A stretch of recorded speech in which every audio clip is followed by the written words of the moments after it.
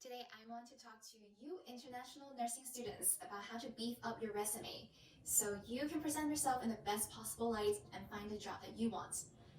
As international students, I know we don't have many choices in terms of picking an employer. So, for the few that we do, we have to make ourselves shine and we have to stand out and prove to them why we're worth the risk and worth the investment. Actually, I should take it back. There really aren't risks in hiring international nurses, but it's an investment for sure. Now, I want to share with you a little bit about where I came from. So, this is a street market in Hong Kong. I couldn't find one where my parents work at, so I just took one from the internet. Yeah, so that's pretty much where my parents started their career in selling fruits and vegetables. And I would spend many years starting from elementary school to help sell fruits, to do the math, to process the payment and the transaction, to serve others, and to problem solve for whatever crisis or for whatever troubles that arise. Now, before I start talking about building resume and building your extracurriculars, I have to start with you. That's also why I started sharing a little bit about my personal journey. I want you to think about what drew you to nursing. And I want you to keep thinking not just the next 2 years of your life, but next 5 years, next 8 years, 10 years. In the world of nursing, or even the world of healthcare, where do you want to see yourself? And sometimes it might help broadening the scope of remembering that, yes, maybe right now I've studied nursing for the last few years, this is a career path for me, but I don't want us to pigeonhole ourselves to think, if I study A, I must become A. This world is so globalized and so interconnected, so whatever talents that we bring, it's supposed to be collaborative and it's supposed to be transferable. So I want you to think about, oh, do I like mentoring people? Do I like educating others? Or do I like coordinating things, hosting things? For me, I just started filming YouTube videos. It's something I never thought I would do, but it all started because I just love building other people up. I want people to have the success that they deserve. But I know success takes time. It takes knowing the right people, knowing what resources are out there, and knowing your strengths, and thereby developing them. So here, I want you to consider what your strengths are, what your interests are, because I don't really believe that we should just look at our weaknesses. For me, it was, oh, I am an international student. I require petitioning in order to work. So I've always seen that as my greatest weakness, because why should employers spend so much more money hiring me when there are other available candidates? So that being said, my point is to not just build up your weakness, but also start from your strengths, start from your personal story, build all of these up and let your story shine, let your story guide you to the right opportunities. Now, some of the things I was involved in college included a lot of service. I know in nursing, we are really lucky. We don't have to find our own clinical sites. We don't have to find nurses to shadow because a big part of our curriculum already matches us with the right people, with the right opportunities. So since I am currently a pre-med student, aside from nursing, from working as a nurse, I want to take a little bit of the pre-med way and suggest that to you. Because it really builds character when you have to cold call maybe like 50 to 80 doctors or nurses or whoever in the healthcare field to shadow them. You have to do the same to find researchers to allow you to work maybe as a research assistant, to volunteer in their project.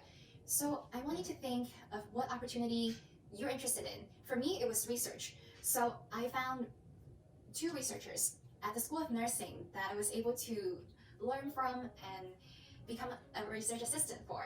And it later on led to my own independent study as well on nursing students' mental health. So for me, I believe research is so important, especially in healthcare, especially in nursing. The issue I see though is we take one research class, we learn some methods, we learn to synthesize several research and write a paper. And then it's done. There's no more of how to do independent projects. There's no how do we translate bedside data or bedside care into research, and how do we find better ways of doing things. I felt that our undergraduate curriculum is really lacking in this way. We cannot start this process only when we get a master's degree, only when we're working in the hospital in a committee. We have to start really from where we are in undergrad, because we already have the opportunity to shadow, to be a student nurse. we get a lot of exposure, but we have no way of building that scientific thinking, building that critical thinking. So that's one suggestion if you're interested in this route, because for me, it gave me being a research assistant and having my own project allowed me to present at the Midwestern Nursing Research Society, at the Weekend of Excellence at my school, and several other presentations. So all of those were such fascinating experience. I also got to carpool with my professors and heard their gossips. And man, let me tell you, teachers are not as strict as you thought. I've always thought that maybe sometimes teachers don't want to work too. Like for me, I have not always been the most punctual student. I was mostly late to most of my classes, but I was never lazy. I always put in the work, just didn't really seem like a great student because I was always interested in doing things outside of the classroom. So it is okay if you're that way, but I urge you to throw yourself in different experiences. Now, second thing I did was, I think it was junior year, I found a job as a nursing care tech. At my school and at my state, once I finished the first med-surg class, now I think about it, it might be senior year. Once I finished the med-surg class, it qualifies me to become a patient care technician at any hospital. So I did not need to get the CNA license, which saved a lot of money and time, to be honest. So I started working the weekends, holidays, and I was in the float pool. What that entailed is I got to go to the rehab floor, med-surg floor, oncology floor, several different locations to, work with about 7 to 8 patients, help with their ADLs, bathing, vital signs, work with nurses, and also different therapists. Yeah, it was such a great experience, really. It really scared me too. It was the first time I've seen a dead body. And thankfully for me, that was an expected passing. The families had already been in the room, they were chanting, there were prayers. And it was not one of those traumatic experience of a code, but rather it was a much anticipated ceremony with loved ones by the person's bedside. So I remember a story was, I didn't even know what to do when the family told me, I think my grandma's heart stopped. And I thought, that was the time I was about to take vitals. And as many of you know, taking vitals like blood pressure, finding heart rate, from a person who is at the last few moments of their lives might be very difficult. And I thought, oh no, what do I even do? So I rushed out of the room and I said to the nurse, I think that person may be dead.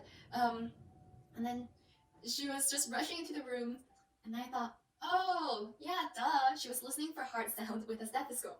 But as a first semester senior student, I didn't know what to do.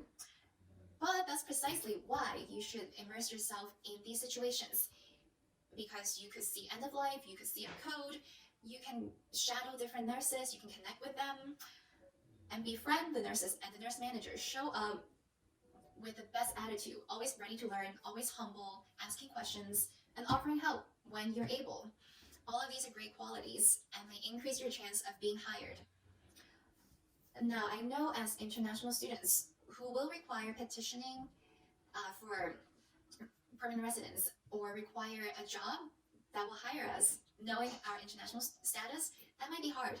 So you need to make sure you get the best letter of recommendations. Now, how do we go about that? For some, it may be asking a professor in a class. Let's say if you're really interested in women's health, you pay extra attention in class, you do very well in the projects in that class, and that may set you apart from other students and give you a pretty good recommendation letter from your professor. To me though, I think recommendation letters should come from several different ways. It should come from an experience, so maybe it's from an internship, so you can talk about how you deliver a project and how you show your leadership and proactivity. Now, the second letter of rec should showcase your academic excellence.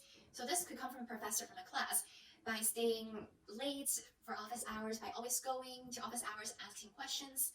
Yeah, so office hours, don't forget, because I see many students don't go. Our exams are multiple choice, so students think, oh, there's like 1 out of 4 chances I'll get it right next time, so they don't show up to office hours. They don't ask for additional questions and problem bank. These are big no-nos. If you want to do well in a class, you better find out ways for you to, perform well in standardized testing, and also to connect with your professors. Because to me, office hours not only teaches you how to excel in the class, but also it could connect you with jobs. Your professors are nurses too, or they have been for many years. They can teach you what programs to go into, what residency programs, what education programs. So you should capitalize on these opportunities. Other experiences I had was with mentorship. So I am first generation from high school to college. So I was able to mentor several first generation and minority students. Also provided some info sessions on student health with different Greek organizations. We talked about STI prevention, we talked about self-care and mental health. And finally, I also helped host the first mental health conference at my university. And it was so surprising. There were about 60 people, students and faculty members that showed up. We had an excellent discussion that really normalized this discussion in mental health, mental illness. So these are some of the things that I care tremendously about, and to be able to turn them into an opportunity for others to share, they were so meaningful to me. But also, they showcase how I demonstrated teamwork, demonstrated leadership. Lastly, I want to touch upon advocacy as an undergraduate student. I know there are tons of clubs out there that allow you to fundraise for the homeless, fundraise for women who are facing domestic violence. These are some examples of what my class were involved in.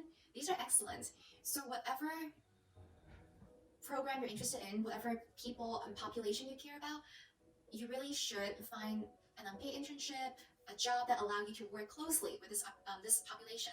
For me, I care a lot about healthy aging in the community, partially because I went to an older adult class and I started thinking about all the things I could have helped my grandma. So when I started the first year of nursing school, my grandma was in her final year of her life. At the time, she was really, really sick. She was very bedbound, relied on NG2 feeding. Partially, that frailty was due to old age and several falls and just bone fractures in the pelvis. I mean, being a first year nursing student, I knew pretty much nothing about nursing care, since most of my classes were chemistry, first year liberal art education. But at the end of that first year, I took the fundamentals to nursing, and I started just had the tiniest spin in my head that, oh, okay, so this is what nursing is about. It's about advocacy. It's about how to not only care for the person in front of you, but also to prevent some of the problems from happening and to increasing the quality of their lives. And that really connected me with the story of my grandmother, because when she was ill in Hong Kong, she relied on public hospitals, which were really crowded, understaffed, and always had fast-paced. That resulted in her not getting the best and safest care she deserved. She basically had an NG tube in her nose for 3 months, maybe even longer, before she passed, because she was really disoriented and just drifting in and out of consciousness. She had to be restrained, since every time she would become alert, she would try to pull out that NG tube.